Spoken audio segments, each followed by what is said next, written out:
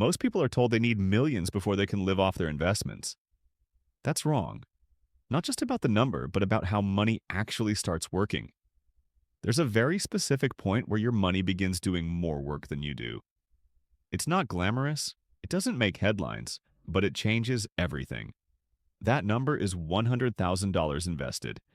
If building wealth has felt impossible or discouraging, I want you to hear this clearly.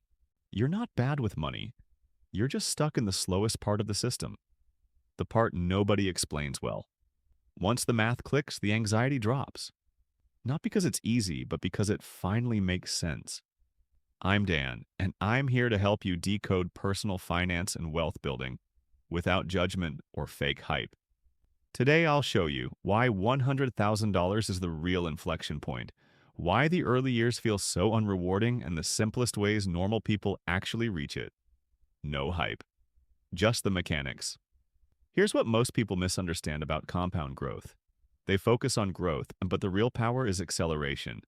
When you invest $100 and earn 10%, you make $10 the first year. The next year, you earn on $110, then $121. Each year, the gains get larger, even if you add nothing. Early on, that feels pointless. $10 turning into 11 doesn't change your life. So people quit. They invest for a few months, see their account up $50 and assume the system is broken. They're stopping the snowball right before it gains momentum. That momentum becomes visible at a specific threshold. That threshold is $100,000 invested.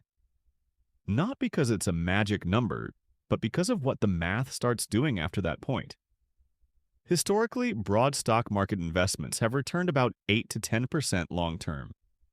Let's be conservative and use 8%. 8% of $100,000 is $8,000 per year. That's your money earning $8,000 while you work, sleep, or live your life. On its own, that's not enough to live on. But here's where acceleration kicks in. Reinvest that $8,000, and now you're earning on $108,000. Next year, it's more. A few years later, it's tens of thousands per year. At this stage, something important happens. Your money starts growing faster than you can reasonably save from a job. That's the shift. There's another reason $100,000 matters. Research on withdrawal rates shows that portfolios can often support withdrawals of around 4% annually over long periods while still growing historically. 4% of $100,000 is $4,000 per year. That's not retirement money, but it's the moment your investments stop being theoretical and start becoming real income. Even while withdrawing, the portfolio can continue growing if long-term returns exceed withdrawals. That's not a finish line. That's the starting line. Now let's talk about how normal people actually reach $100,000. Because this is where most videos fall apart. There are 3 realistic paths. Path 1. Steady accumulation. Invest $500 per month at 8%, and you hit $100,000 in about 11 years. That's roughly $17 per day. For most people, that money already exists. It's just leaking out through unintentional spending. Path 2. Income acceleration. Instead of only cutting expenses, increase income and invest the difference. A small side project earning a few hundred per month plus modest expense trimming gets you there faster and often snowballs on its own. Path 3. Windfall acceleration.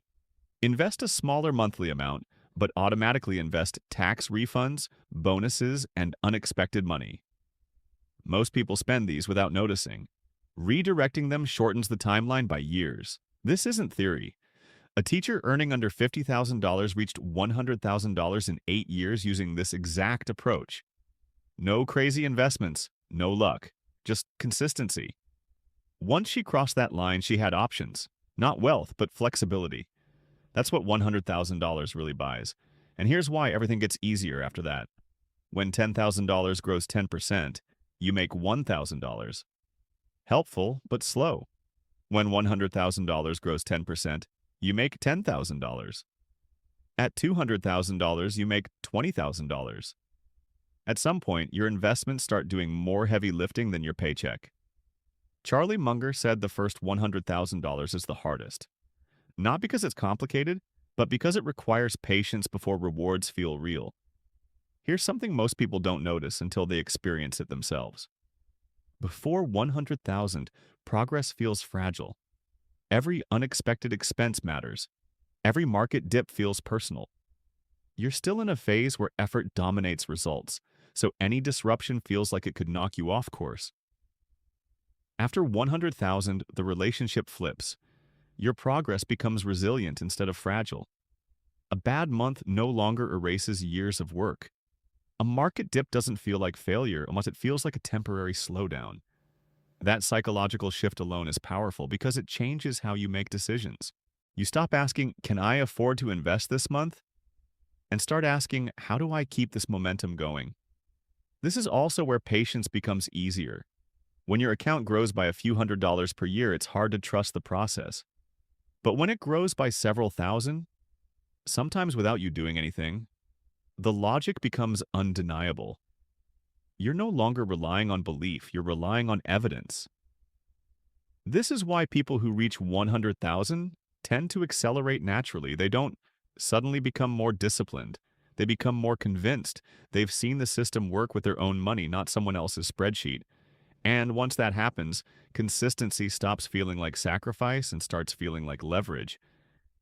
That's also why setbacks matter less at this stage. When you're at 10 or 20,000, a mistake feels catastrophic. When you're at 100,000, it feels correctable. You have margin, you have time, you have options.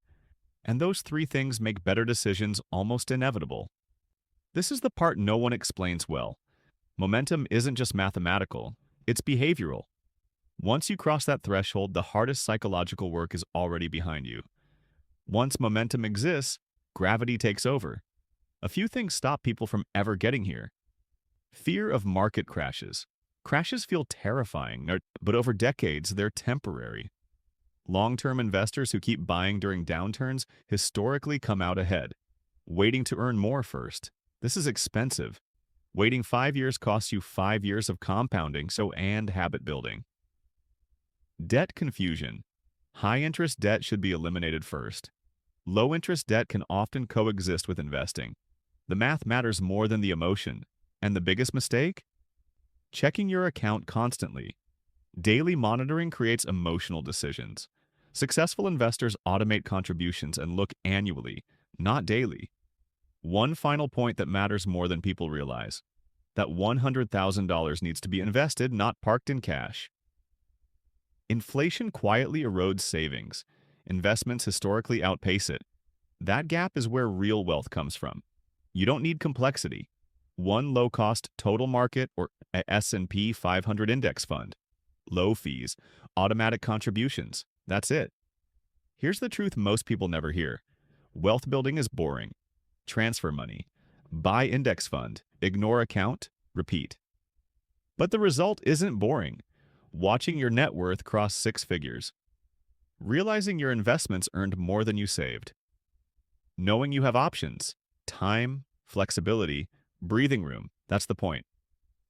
Calculate how long it would take you to reach $100,000 with realistic numbers.